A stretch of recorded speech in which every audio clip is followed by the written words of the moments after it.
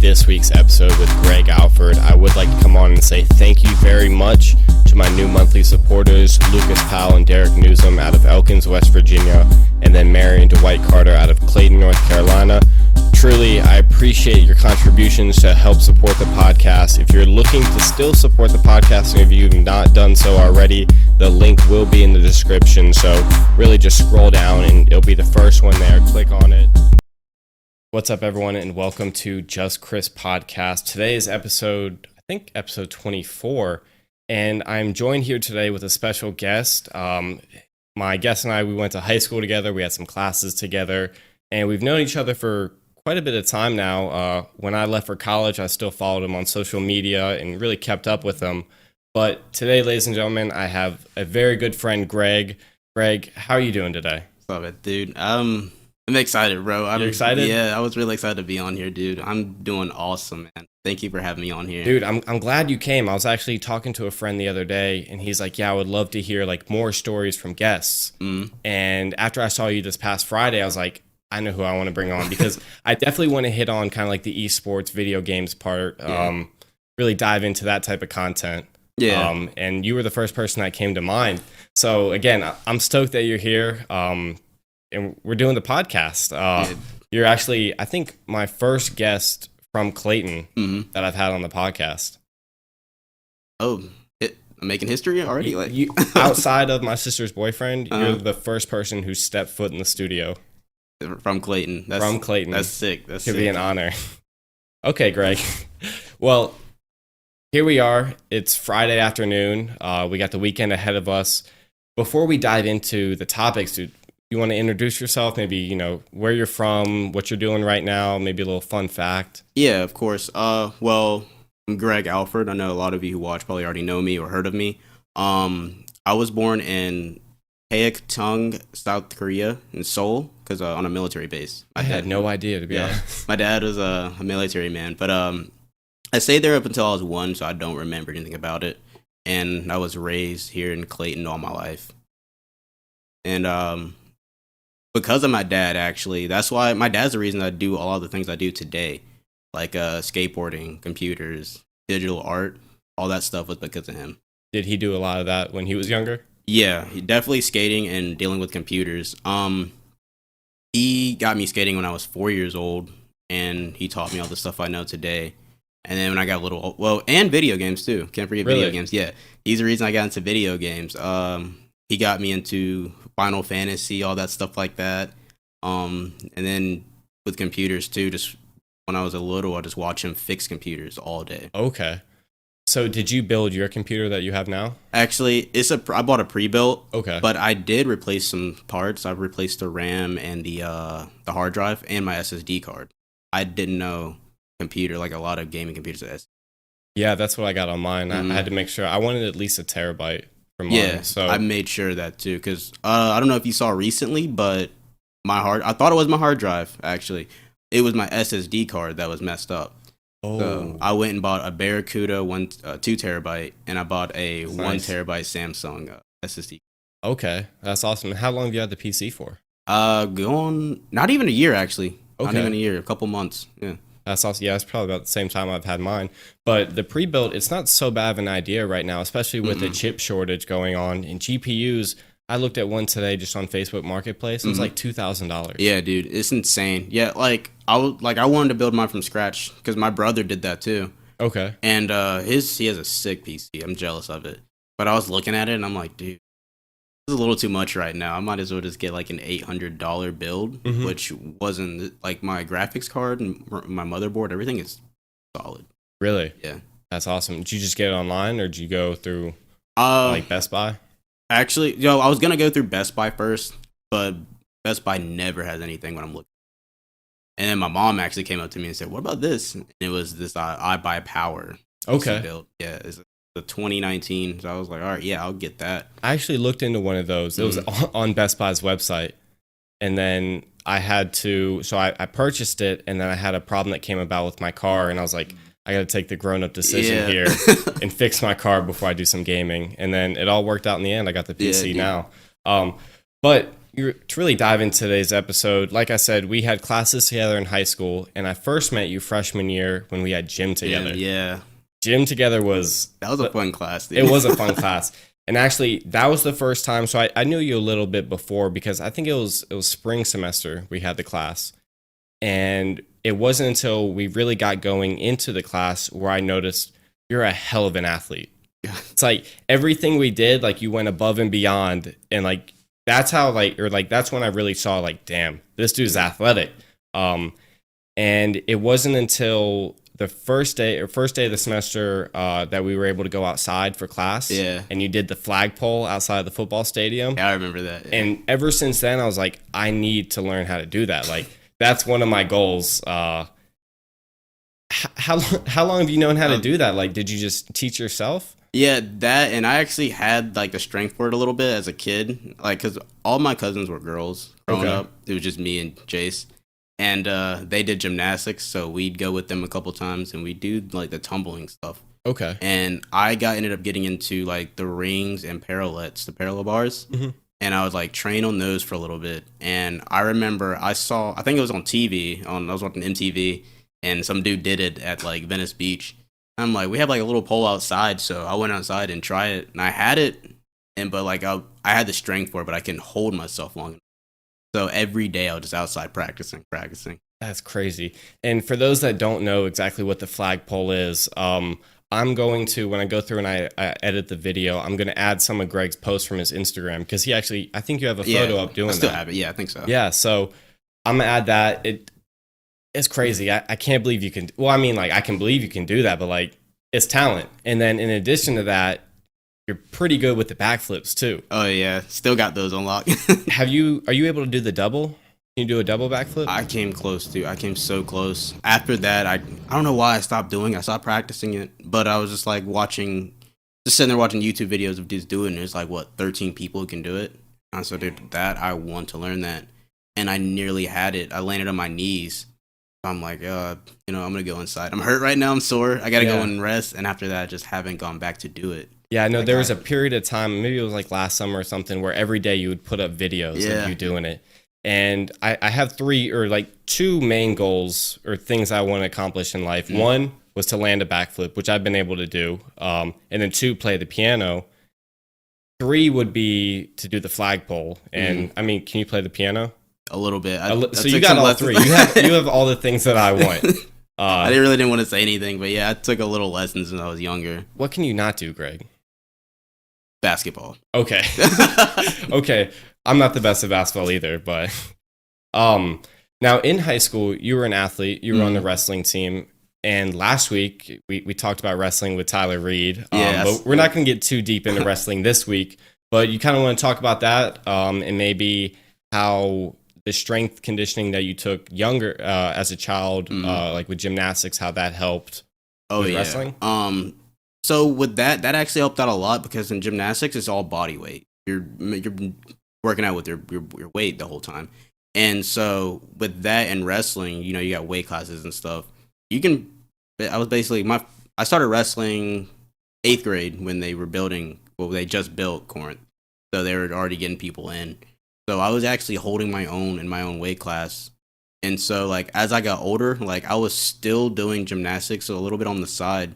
So I was able to keep my strength up to where I could hold my body weight to where like it's hard to explain. Yeah. But yeah, I was able to just hold my own just because I can control. I have good body control. Right. Like Coach Mac told me, really good body control. So being able to control my body in difficult situations and just throw around my own weight, that was a huge advantage to just walking as an 8th grader. What weight class did you wrestle in? So 8th grade, I just did practices, but freshman year I was 109. Okay. I wrestled around 113 and 120.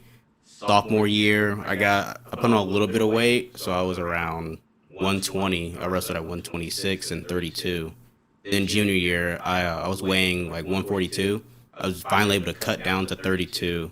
Senior year, I actually put on a lot of weight. I was walking around 160, and so you went from 109 to 160. Yeah.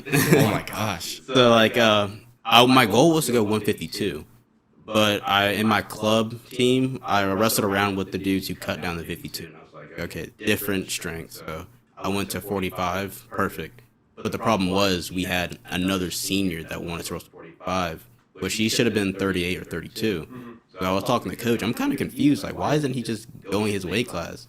And he said, you either wrestle off for it. I really want you guys in the weight class, but either wrestle off for it or, go down. It's your choice. So I decided to just cut down to 32. I wrestled 38 in the beginning and then cut down, which was not the best choice. Really? It's awful, yeah. Have you kept up much with wrestling since high school? Like, you said you were a part of a club team? Yeah, I still keep up with it. I still keep up with a little bit of Corinth. Okay. Even though I don't know any of the guys on there, but, like, just keep in touch with coach and stuff. I keep up with all the NCAA, stuff like that. There's another thing. I still keep up with Jiu-Jitsu because I'm thinking about trying to do that again. Yeah, I was just about to ask that. I didn't know the broader term for Jiu-Jitsu. Like, would it be mixed martial arts? Yeah. Okay. And then how'd you learn how to do that too? Like, as a child? Yeah. So 6th grade, one of my good buddies, Luke Turner. Dude, I was thinking about him because when we had class together, you and him would always shadow box and all that. Yeah, dude. Because of him, like I got into like combat sports, MMA and stuff like that. And he was the one who got me into UFC, George St. Pierre and stuff like that, all that. Yeah. And so he would take me to Revolution in Clayton, and we'd do Muay Thai and Jiu-Jitsu, and that's when I fell in love with it. And then wrestling came up. I'm like, dude, Luke, we got to do this. Yeah, and Luke wrestled too, right? Yeah, Luke. Yeah. Did you see a lot of like similarities between like jiu-jitsu and wrestling? Yeah. So the thing with that is it's basically the same thing but backwards. Okay. And I know people who do jiu-jitsu and wrestle, to them that'll make sense. It's everything, but it's flipped backwards. Like being on your back in wrestling, a no go. Jiu-jitsu, being on your back is safe. Like you're in a safe guard. So like getting in transitioning is kind of rough, especially if you are like a pure jiu-jitsu racy fighter. Jiu-jitsu. Yeah, if you're pure, you're just gonna be rough trying to learn everything. Yeah, I could imagine. Yeah. That's another thing that I wish I could do, but I don't have that ability. I mean, dude, it's never too late, dude. Like I tell people who are trying to backflip and stuff, you can do it, man. It's just you just got to put in the work for it. Same thing with the flagpole. You can do it. Look up YouTube videos and stuff like that. Take a couple, probably not even a month, dude. Take a couple weeks, and you'll see progression if you just go at it. Okay. Same thing with wrestling, jiu-jitsu. Someone we went to high school with recently started jiu-jitsu, won a tournament. No way. Yeah, first place. He just started, dude. Okay, so that gives me a little bit of hope. So anybody can do it, man. There's a possibility. Yeah. But yeah, I definitely see what you're saying. I know for a fact you can too. You swim too. Like I know. Like I looked at swimming too. I'm like, dude, swimming look kind of rough, dude. It look kind of hard. So. Yeah, I still try to get in the pool about 3 times a week, especially. I mean, since I left college too. I actually told myself too. I said, dude, if it wasn't for wrestling, I think I'd probably try out for swimming. Like it's a good workout. Yeah, it is. Good workout. Cardio. Yeah. Yeah, that's crazy. So you keep up with like MMA, UFC, and all that as well. Yeah. Have you been watching the fights lately? I haven't. I've been watching highlights and stuff. Okay. Like I really haven't had time to, because like I like to go out and watch the fights with friends or host something, and I haven't been able to do that lately, really. But I think the last fight I actually saw pay-per-view was Poirier versus McGregor. Okay. So yeah, that fight was hype. Yeah. Hype. And then to still kind of continue on the topic of wrestling, did you watch the Ben Askren Jake Paul fight? Yeah, and what are your takes on that? I feel like he definitely threw. You see that grin he had when he walked out. He said, "I secured the bag." Yeah, he said, "I secured the bag. I'm good." Like, I mean, I'd probably do the same thing. Honestly, like, yeah, I thought about it in his shoes too. He's like, he's just a wrestler. He's not a striker like that. I mean, if I had like $5 million sitting there, I'd take the fall too. Right. I can't beat Sumad. Yeah, I listened to an interview with him, and that was before the fight, so they were just like regular conversation, didn't bring up the fight all that much. I was like, God, Ben Askren's such a nice guy. Like, yeah, dude. I wouldn't see Ben Askren win just because like how genuine of a person he is. He's a cool dude. Like his style of wrestling made such an impact on the wrestling community. Like they call it like funk, like doing the little flips and stuff. He because of him, that's why all that stuff is around. I think that's the coolest thing. Like every time wrestling Ben Askren comes up, I just geek out because like that dude has done so much for wrestling. It's insane. Yeah, that's awesome. He was in the Olympics also, right? Yep. And did he wrestled in college? Yeah, he wrestled. I want to say I don't want to say the wrong thing. I want to say Michigan. I could be wrong. Yeah, I was thinking a northern school too. I could maybe Michigan. I think so. I don't know. I don't want to say anything wrong. But Yeah. He was an NCAA champion. Yeah. Okay. Now, what's your take on the upcoming fight with Logan Paul in Mayweather? I'm gonna watch it, obviously. Oh, But yeah. I'm like, I don't know, dude. Will Floyd take the fall? I don't know. Like, Yeah, I don't think he's the type of guy to just take the fall and get the money. But undefeated. again, I mean, maybe he is the type of guy to just take the money. Probably. Well, all the money he already has, but That's like, what I'm saying. I don't know. I really hope. I think Jake Paul needs to be knocked out one good time. He definitely does. He needs to be knocked out one good time, and maybe I'm not gonna take anything away from watching his training videos. He's good. Like, Right. He was also a wrestler too. Him and his brother. Yeah. Yeah, which They I were like. from Ohio. Yeah, yeah. And I'm just like, I mean, he's doing good. I mean, he's doing his thing. Can't be too mad at him. But at the same time, it's like, I don't like that cocky. He just goes about it the wrong way. Yeah. Like I can't knock the hustle, Right. but he just kind of comes off like an asshole. You know. Exactly. Yeah. I think it's gonna be. I hope a good fight. I mean, I was hoping for Jake to win the fight with Ben Askren, just because, like, as much as I like Ben Askren, like, I just wanted to see Jake do it for the people who said he couldn't do it. Yeah. But I was also hoping for a fight that didn't last a minute 58 seconds or whatever. Yeah. You do want to drag it out a little bit. Yeah. There's one fighter. This one dude who trains with McGregor named Dylan Dennis. Not sure if you heard of him. I have. He wants to fight Jake Paul. They had like a little beef going on for a little while. Is he the one where Jake drove by in his truck and Yep. threw water balloons at Yeah. him? Okay. Yeah, that's him. I want to see them fight because Dylan, he's a jiu-jitsu fighter. He's a BJJ fighter. He trains with McGregor, so he probably knows something when it comes to striking. Yeah. But just seeing two dudes with backgrounds of wrestling, jiu-jitsu, that's what I want to see again. You know, Askren, I mean, that didn't go well, but No. Dennis, he lasted longer than he did with Masvidal. that's true, dude. That was vicious. That was my vicious. God. Did you see Masvidal's fight 2 weeks ago? Yeah, with Usman. Yes. Yes, Oh dude, my I God. saw that. punch was unreal. You could see like the sweat and waters leave his face, dude. Yeah. And like somebody edited like the Michael Jordan crying face in the mist. That was the funniest thing I've seen, dude. That's great. That was a good night for some fights. There were some good ones. Yeah, dude, that was a solid card. Yeah. You I seen think what, like 2 broken ankles or something, like 2 broken legs? Chris too? Weidman? Yes. Yeah, dude, that I can't. I know, like, dude. I saw it happen, and then the people I was watching with, like, everyone crowded around the TV to watch it. And I was like, I'm not watching the replay. Yeah. Like, I'm just going to sit down. I Like, felt my body go weak. I can't see broken exactly. bones And like then it that. happened again. I think, like, the next fight or the following one. I didn't see that. I saw like bits and pieces. I saw that fight, Rose Namajunas. I had to pull for Rose. I did too. Yeah, too. I put money on that, and my friends are like, "No, she's not winning. She's definitely not Never winning." underestimate, dude. Everybody should know after the JJ fight. Never underestimate her. Exactly. I was like, "No, like I feel confident with this win." I took my money. I was like, "All right, I'm done betting for the night." But should have put my money on Usman too. Dude. Yeah. I became a Rose fan after I got on Instagram like not too long ago, and I saw that she follows me. I'm like, whoa, this is actually Rose? No way. Yeah, dude, she follows me. I'm like, I was already a fan, but at this point, I'm like, dude, all right, I love you. That's awesome. Yeah. That's so awesome. So I wasn't even following her, which is crazy. I said, why am I? She's looking for you. I hope so.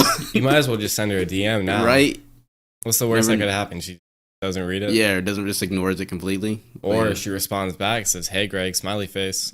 Dude, I'm in there. Yeah, I'll be in there. Like, so you trying to slide a contract or what?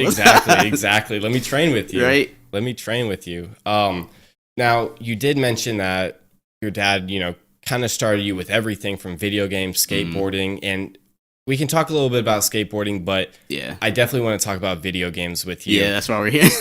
That's why we're here. And I mean, you're dripped out with the FaZe gear on right now, which looks sick. But how old were you when you first started playing video games?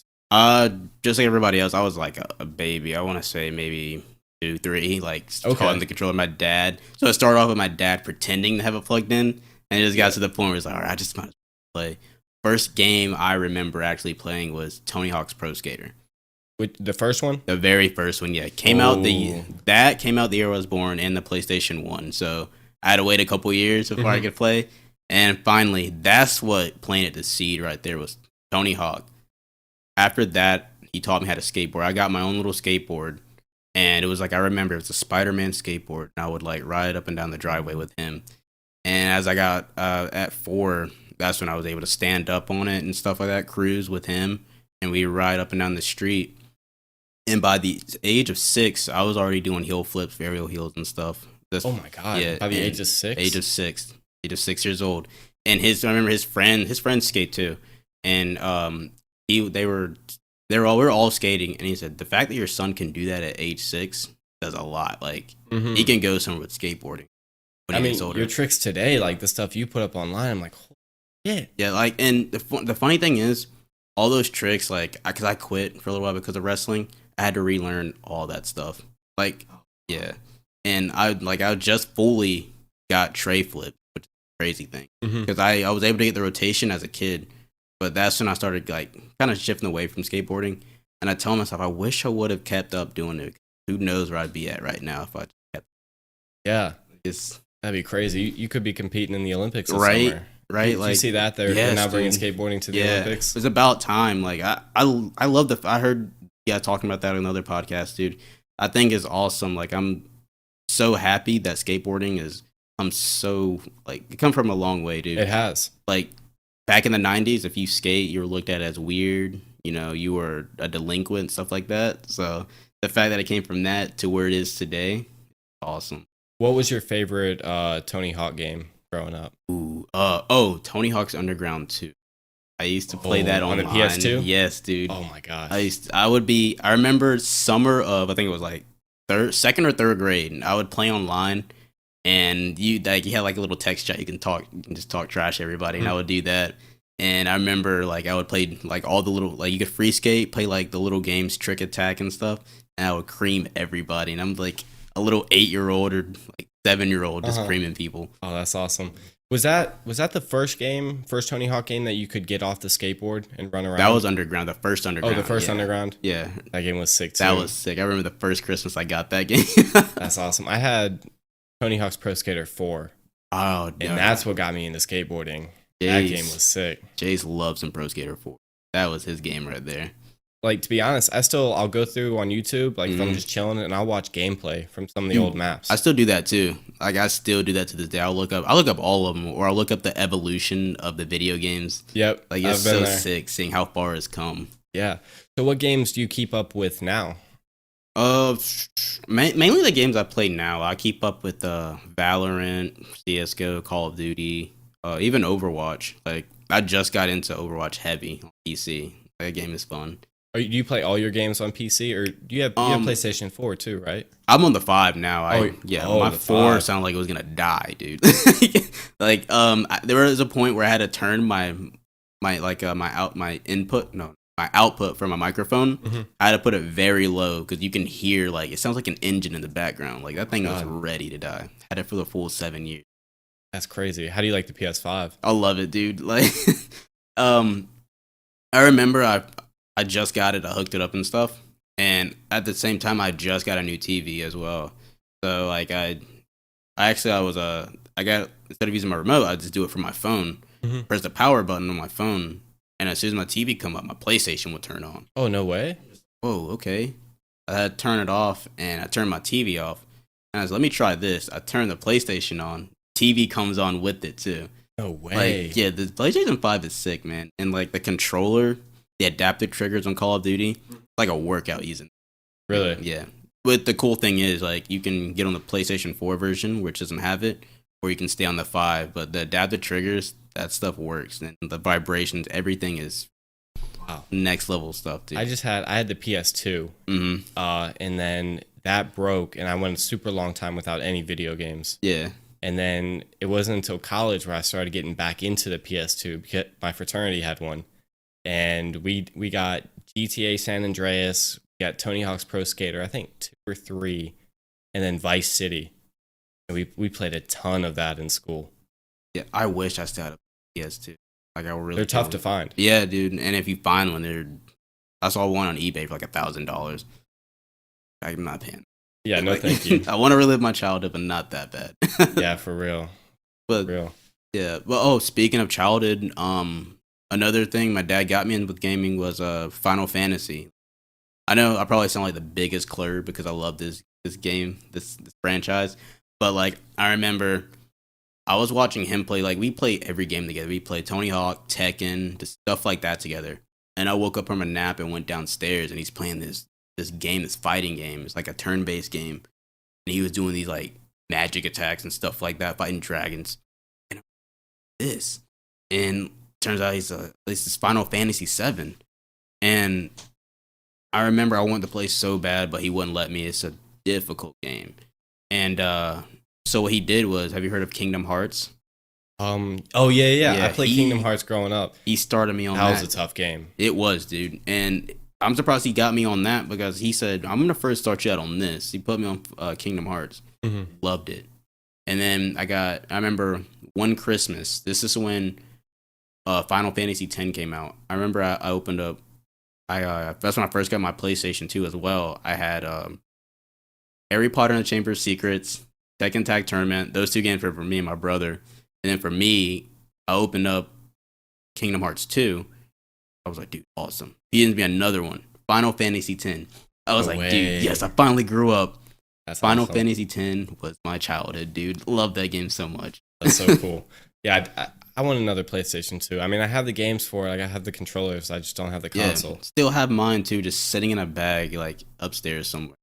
Like, I'll look at them from time to time. Just like, reminisce on the good days. Yeah, just look at, like, the disc. I still have a memory card in, like, the slot. Mm-hmm.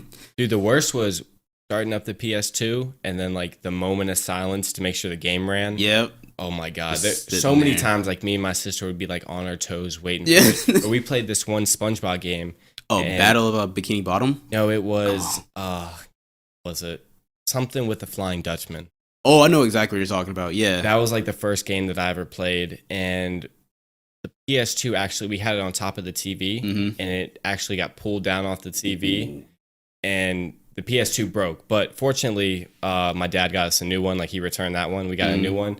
But we didn't get a new SpongeBob game. So every time we'd start up the SpongeBob game, like, it was a gamble. Like, is it going to work today? Or we'd get to certain levels, and then it would go to the loading screen, and then just freeze right there. Freeze. That's how it became with Tony Hawk Underground too. Like, I think I played it too much, where it's like, all right, this is it, dude. Mm-hmm. And then it'll get to a loading screen, it'll stop like with like an inch. Worst feeling. I'm like, sweating bullet, just sitting there. Yeah, they design it like that. Just keep going. Yeah, dude, I hate it, man. That's crazy. How is the transition going from? I mean, you're still on the PS5, going from PS5, PS4 to PC. I had a little. Go ahead. You play with the keyboard, right? Yeah, I do. Okay. I had a little bit of experience because, like I said, I didn't realize this, but when I was like, this is back when I was in maybe 4th, 5th grade. I think my dad had a gaming PC because, he had this sick looking PC, see through and everything, blue lights shining from the side, and to start it, it was like a touch screen, and you touched it to turn it on, and then you press this button as a code for it to completely start up, and it ran games so crisp. And I remember I got Assassin's Creed, the first Assassin's Creed on there, and I had Jace had CS:GO. Okay, and Jace was always on it because he was a huge PC guy. Like, he'd be on CS:GO, World of Warcraft, and stuff. And because of that, like, playing games with him on the PC, that's where, like, I had a little bit of experience. So the transition wasn't that bad. It was just, like, when it came to shooters, like Call of Duty, I had to get my flicks and everything right. Right. Yeah, it was quick scoping on there. Can't do it. It's a tough transition. Yeah, I had a super hard time doing it. I've never, like, before getting the PC, I've been like clean with the keyboard. Like, I can type without looking. Yeah. And then I started a game and I was like, dang, like, I really need to learn the keyboard. Like, right? I need to know it better. So they're using like the alpha keys to move and stuff, and you have to find crouch, and you gotta get your aiming right. Like, I watch people, like, the kids who play Fortnite on PC. Oh, like, it's crazy. Yeah, dude. I'm like, dude, it's crazy. Kids they got too much time. Dude, and I think there's something in kids' brains. They're just wired to, like, when it comes to like a video game, anything technology wise, they can go at it. They just pick it up like that, and they're crisp with it. Exactly, and I'm just like, I mean, I guess we're the same way growing up too with the older consoles and stuff. Yeah, well, I feel like they came into the game like with the already advanced technology and like consoles and everything like that, and then we had to sit on the edge of the seat waiting for like the memory card screen to load. Yeah, it was rough for us. Like, yeah, it definitely was. So you're playing some CS:GO, Final Fantasy, Call of Duty, and I had a question in my head. I just lost it. One question I do have though. So you came dripped out in the FaZe gear. Yeah. You knew this question was coming. How did you get introduced to FaZe? Tell me the kind of work you do with it. I love telling this because so the whole FaZe stuff started back in Modern Warfare 2. It was sixth or seventh grade. I remember all the boys that month of school barely came to school when Modern Warfare 2 dropped. And then so we got into quick scoping and stuff, so competitive. And then that's when the whole optic versus FaZe thing happened. Okay. And so everybody and their mother, my friends, everybody that had optic in their clan tag. And I'm like, you know what? I'm gonna be FaZe, dude. Like, everybody's picking optic, let me pick FaZe. And from then on, like, I'll just rep FaZe in my clan tag up until Black Ops, where like I kind of stopped playing. But then like actually before Christmas last year, they had the FaZe 5 competition, which I was late on, and so I met another dude on Twitter. I looked at some of his artwork. He was in the competition for the like graphic designing and stuff like that. And what kind of competition is it? So FaZe 5 is they look for five players. It doesn't matter what you do. You can be like, they had these twins. They were TikTokers, so they're looking for gamers, designers. What is it? That word I'm looking for. Not influencers and stuff like that. Yeah, because FaZe is huge now, man. Like, they have celebrities in FaZe, so they're looking for people like that, not just strictly gamers. They said, whatever you can do, any type of talent you have, show it to us when you're in the competition. So there was an artist up there. I remember it was Conrady, Rad. So there's another artist, but all their stuff was so sick. And this dude named Flash, who didn't join the competition, I was looking at his graphic design along with this other guy named Rad, and they do freelance for it. And I'm looking, they said, it's just Photoshop. And I'm like, dude, I want to do this too. So, and I was already in the class for it in school. So I'm taking Photoshop serious in class. Like, it's a graphic design class. I'm taking it serious. I'm catching myself on Photoshop all day, looking up YouTube videos. And I remember my first piece was for a school project. I made it's like that Inception looking poster of me like looking up at the meteor. Yeah. FaZe Versace. And I remember I showed that off. Everybody loved it. And then I showed it to FaZe Rad. And he loved it. He was like, dude, found your craft and stuff. Like, if you have any questions, let me know. This was in high school? No, this was actually recently, not too long. It was like a couple months ago. Okay. So yeah, he said, yeah, if you have any questions, let me know. And he taught me everything I know today. Like, I just asked him questions. He'll show me by like actually he'll send me pictures or a video, and he helped me out so much. Wild. Yeah, I've been following like your graphic design stuff, dude. Incredible work. I'm gonna have to plug it all in the description, but great work, dude. It looks awesome. I'm stoked to see more stuff that you're continuing to put out. This summer I'm trying to put together a big project this summer. The Cause Companion stuff. He's this dope street artist. His little cartoons that he have, I'm obsessed with them. He has like, I don't know if you've seen the Bear Brick. Yeah, he makes those. You have one? Oh no, I've seen it. Seen that. But he makes the same thing, like statues of his characters, and he has his own museum in Brooklyn.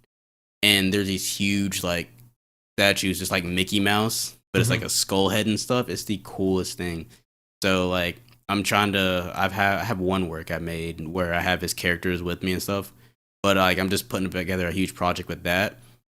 And I had this like idea from, I think like after high school, like right after I graduated, I had this idea to make, like regular show Adventure Time. Yep.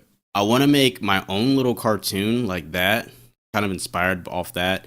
And you know how it's a show for kids and teens, but it has like a deeper meaning for like people our age will understand. Yeah, I want to do something. I want to do something like that about my life and like the people I've met throughout my life, like you, like since high school.